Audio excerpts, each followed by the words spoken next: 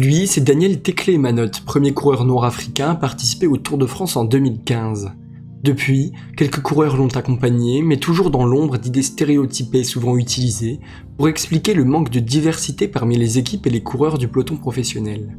Pourtant, les athlètes africains s'imposent depuis de nombreuses années, notamment dans les sports d'endurance, alors pourquoi pas dans le cyclisme ? Dans la plupart de ces pays, le vélo est devenu un objet du quotidien pour la population, notamment comme un moyen de transport. Mais peuvent-ils créer les stars de demain ? On ne peut pas nier que certains efforts sont faits pour développer le cyclisme africain par l'Union cycliste internationale et l'apparition de certaines courses, aujourd'hui réputées, ou même par les pays eux-mêmes en bâtissant de nouvelles structures.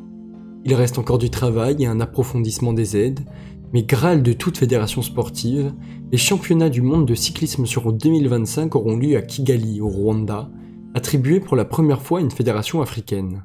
C'est une très belle chose pour le cyclisme mondial et surtout africain.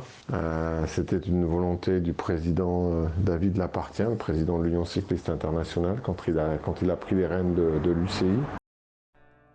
Mais alors, qu'est-ce qui manque réellement au cyclisme africain pour lui donner enfin l'impulsion qui lui permettra de s'imposer comme un continent indispensable au cyclisme international ? Peut-être une star, un homme avec un parcours émouvant, un destin magnifique, qui portera sur ses épaules le poids de tout un continent. Peut-être lui, Binyam Girmay.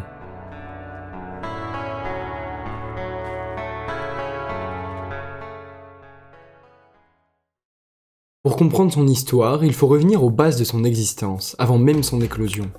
Né à Asmara, la capitale érythréenne, Binyam n'a pas eu la chance d'évoluer dans un continent où le cyclisme est très développé. Pourtant, il a tout de même eu l'occasion de grandir dans un environnement où ce sport est pratiqué et aimé, l'Érythrée. Un territoire qui a profité de l'importation du cyclisme par les colons italiens au début du XXe siècle, lui permettant d'être désigné comme le sport le plus populaire du pays. C'est cette spécificité qui a certainement poussé son père à l'encourager à débuter le vélo. Sa famille a joué un rôle décisif dans ses choix de vie. Son cousin Meron Tessom, notamment champion d'Érythrée et membre d'une équipe européenne, a été un exemple à suivre pour sa carrière. Binyam se dresse sur ses pédales, enchaîne les victoires dans sa ville, sa région, puis son pays lors du championnat d'Afrique de cyclisme sur route junior, où il enchaîne 3 succès en course en ligne et en contre-la-montre. Mais ça ne suffit pas. Pour ses talents venus d'ailleurs, il faut passer par une porte bloquant la route royale vers le monde professionnel, l'Europe. Une opportunité à ne pas louper que Bini va saisir en intégrant le Centre mondial du cyclisme en Suisse à 18 ans, lui qui est vu comme un diamant brut par tout un peuple qui attend toujours son premier grand champion. Pour ses débuts dans le grand bain, Binyam a décidé de ne pas se laisser écraser par ceux qu'on désigne déjà comme les stars de demain. L'une des plus importantes d'entre elles, double champion du monde sur route dans les catégories juniors, Remco Evenepoel va rapidement faire la connaissance de l'Érythréen. Ce dernier, loué pour ses qualités de puncher-sprinter, remporte la première étape de l'Obel Timister Stavelot, une course junior belge devant le petit cannibale pourtant dans son territoire de chasse. Seulement une année supplémentaire lui suffira pour lever les bras sur sa première course professionnelle en Guinée équatoriale, lors d'une étape de la Tropicale Amissa Bongo, puis d'enchaîner au sprint sur le Tour du Rwanda.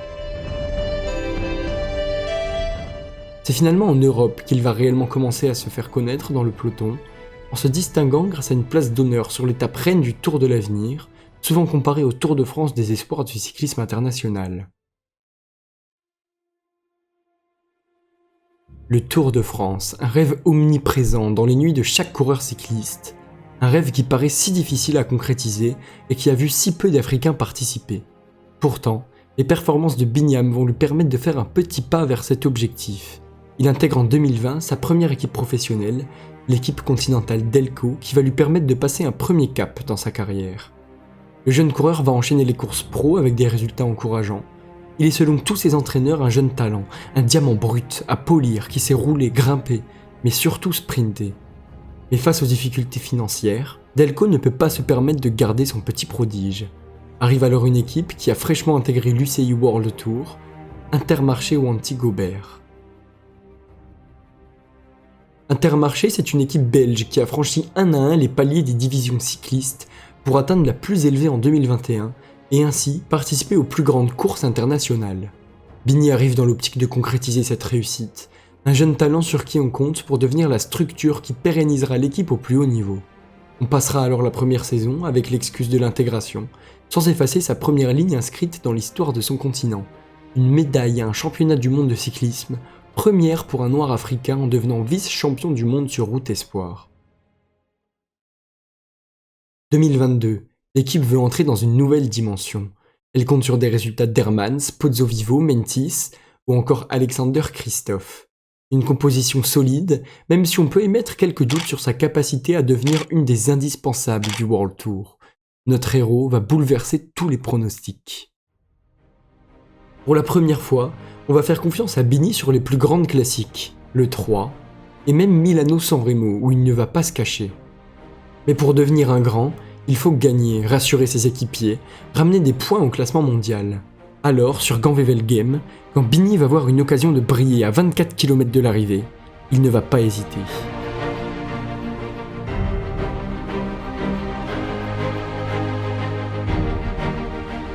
Attention, Birman Girmay toujours en tête, personne n'arrive à remonter Birman Girmay, et Birman Girmay s'impose, un Érythréen remporte grand Wevelgem.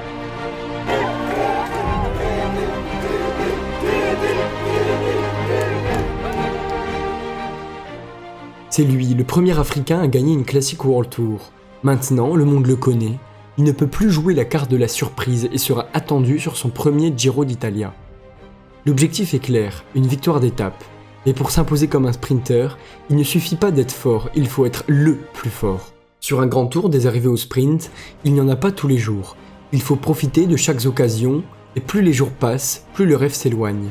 A l'inverse, commencer par gagner, c'est se mettre en confiance et avoir la possibilité d'enchaîner. La première étape convient à Bini, c'est parti.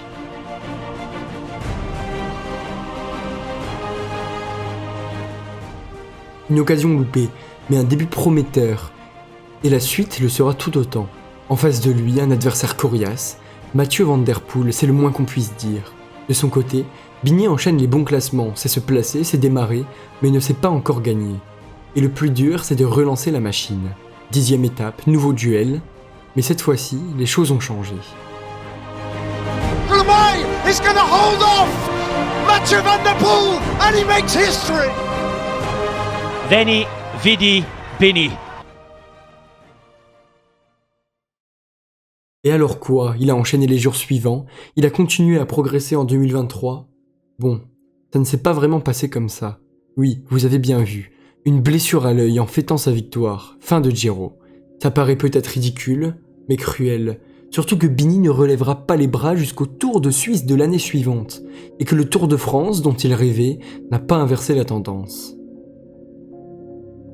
Intermarché fait tout de même une énorme saison en 2022, proche des plus grandes armadas, même devant le Wolfpack des compatriotes belges de la Soudal Quick-Step, et ça, Bini est pour beaucoup. On entre maintenant dans un nouveau cycle de 3 ans entre 2023 et 2025. Certains décident de ne pas rester. Bini, lui, veut s'imposer comme leader incontesté, en prolongeant jusqu'en 2026 avec pour ce nouveau contrat un objectif collectif, devenir une grande équipe du World Tour, et un objectif individuel, tout casser. En 2023, ça n'a pas fonctionné, mais son heure est venue. 2024 sera signé Bini. Premier objectif de la saison, à nouveau le Giro, et à nouveau un abandon, cette fois-ci sans avoir eu le temps de s'imposer. Si on connaît l'histoire, on me dira sûrement « heureusement », mais sur le coup, c'est une énième désillusion pour l'Érythréen. Alors cette fois-ci, c'est décidé, une victoire d'étape sur le Tour de France, c'est pour cette année. C'est la plus grande course du monde, elle permet à tous les coureurs de s'exprimer, mais surtout, c'est certainement la seule course connue dans le monde entier qu'on suive le cyclisme ou qu'on ne s'y intéresse jamais. Une aubaine pour un pays, dans notre cas un continent, qui souhaite prouver qu'il a sa place tout autant qu'un autre dans cette compétition surmédiatisée. Mais également une aubaine pour une équipe et un coureur qui souhaitent sauver leur saison et continuer à exister au plus haut niveau. Celui qui doit porter ses espérances, c'est le leader, c'est Binyam Girmay. Mais là, on ne parle plus de classique, ni du Tour d'Italie, on parle du Tour de France. Tous les plus grands coureurs réunis à leur plus haut niveau. Les sprints massifs y sont les plus difficiles, souvent impressionnants, parfois désastreux, tout ça pour un seul vainqueur. Et l'année dernière, c'était lui, Jasper Philipsen, qui a gagné chacun de ses sprints. Pour faire simple, en Italie, il y a 2 ans, Bini s'est retrouvé face à Van Der Poel, vous vous rappelez? Et bien sur le Tour de France, Van Der Poel est seulement le dernier relayeur du train de son leader. On appelle ça le poisson pilote, celui qui devra emmener Philipsen à la victoire. Alors Bini, face à ça, il paraît loin, très loin. Mais quand le destin sportif d'une équipe et les espérances de tout un peuple vous soutiennent, quand vous avez traversé des périodes de difficulté et que vous vous retrouvez au plus bas de la pente, une chose reste à faire, ce que personne n'a fait avant vous. Gagner. Pedersen fort, mais peut-être battu par Guimaraes. Pedersen fort, Guimaraes. Oh, you're the best. You make history. You make fucking history. You know it for Africa and for Intermarché. You know it, Bini. C'est avant tout sa victoire, mais aussi la première victoire de son équipe sur le Tour. Ça y est, le monde est au courant, Bini existe. Son parcours, son histoire, sa personnalité font de sa victoire une réussite gigantesque. Son objectif à lui est rempli, par la même occasion, l'objectif de son équipe. Mais est-ce suffisant pour lancer une dynamique autour du cyclisme sur le territoire qu'il chérit tant ? Pour l'instant, ça ne l'est sûrement pas. Mais en fait, ce n'est qu'une histoire de jour.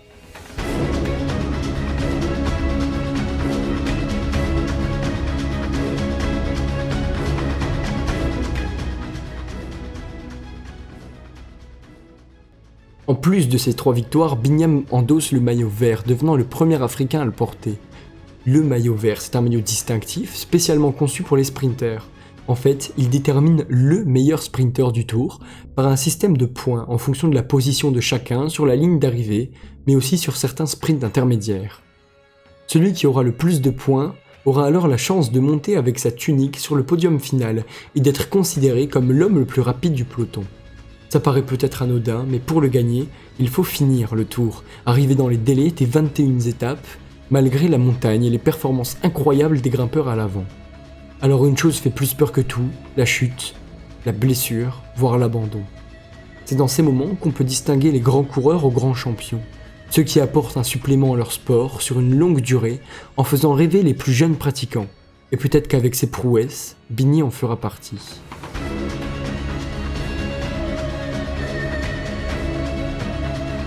Histoire également pour l'Érythrée. Binyam Girmay remporte le classement par points, premier coureur africain à remporter le maillot vert sur les routes du Tour de France.